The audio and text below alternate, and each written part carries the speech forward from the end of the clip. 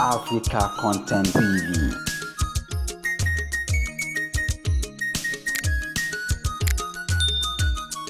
Mo kí gbogbo àgbẹ̀ àkú Jímọ̀ ìní o. Jímọ̀ olóyin ni Jímọ̀ ìní á jẹ́ fún gbogbo wa o.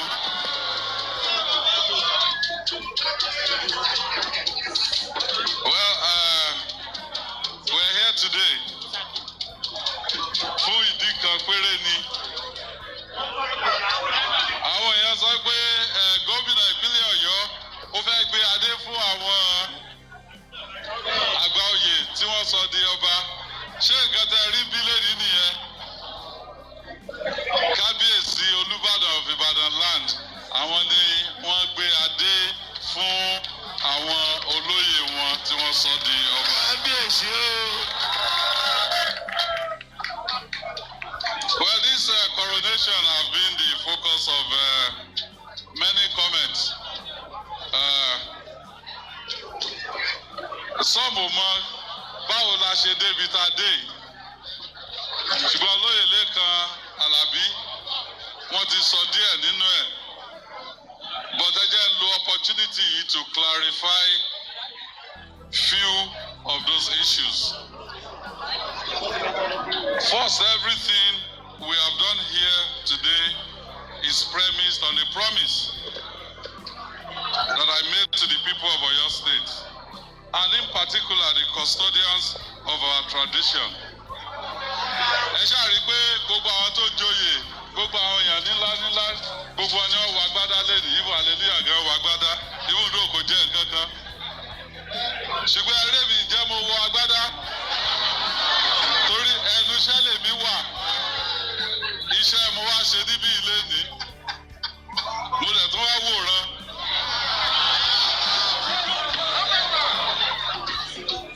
Well, as time passes, there will be need for reforms to our traditional systems for one reason or the other. So I promise that whenever there is need for such reforms, it has to come from the royal fathers themselves. Èmi ò mọ̀ nípa adé, wọn ò ní ò sí nínú line. In fact, ìgbà tí ilé àìgbọ́fá ẹ̀yìn bí ló wà, ẹ̀yìn council bí ni. Ìgbà tí wọ́n sọ pé ká mú mọ́gàjí wá, wọ́n wá bá mi, mo ní mi ò jẹ mọ́gàjí. Ìgbà ẹ̀jọ̀ gómìnà mo fẹ́ jẹ. Ẹ sì jẹ́ ẹ jẹ gómìnà náà. Ẹ jẹ́ ẹ jẹ́ lẹ́ẹ̀kínní, ẹ jẹ́ ẹ jẹ́ lẹ́ẹ̀kejì, mo dúpẹ́ lọ́wọ́ yín.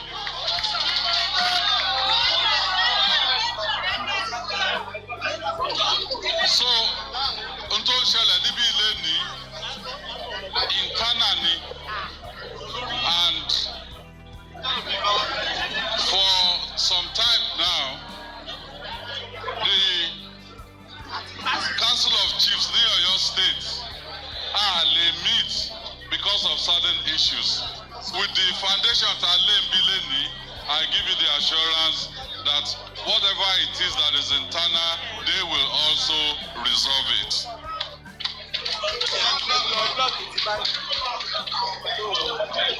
Nígbà campaign 2019, issues adé ó generate wàhálà nígbà yẹn. Èmi náà mo sọ pé nǹkan tí ò bá break kò nídìí ká fix ẹ̀. But ó dàbí ẹni pé àwọn kan ti bẹ̀rẹ̀ sí ní yá terms yẹn lò. Ṣùgbọ́n ẹ sọ fún wọn pé ẹ tó bẹ̀rẹ̀ ó ti ní ìrònúpìwàdà. Tí àwọn royal fathers wa tí wọ́n bá decide pé àwọn fẹ́ reform láti inú ilé, me as the governor of Oyo State, I will back them up and I will give them the approval. Àwọn tó lọ sí kóòtù nígbà yẹn, Kábíyèsí Olúbàdàn wà nínú wọn àti bàbá wa kan.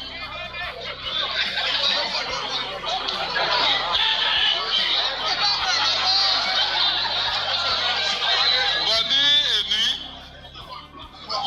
Kábíyèsí ò lọ sí kóòtù mọ́ lénìí.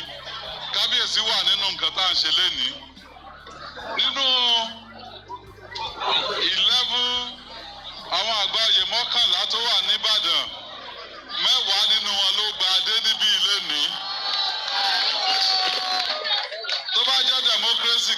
ṣe. Democracy, government of the people, for the people, by the people ni.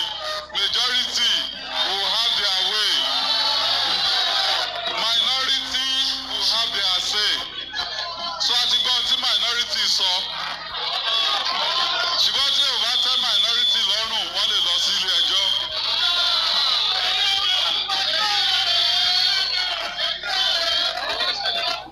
Ó ní o. Wọ́n rí pé òjò ń rọ̀ níta ń sìn. Ẹ̀yin lẹ béèrè fómi tuntun. Ó ní o. Èyí ò sì lè fi owó ra òyì tó bá lè kọ́ ló àbí. So omi tuntun tẹ́ béèrè fún náà ló wà níta yẹn.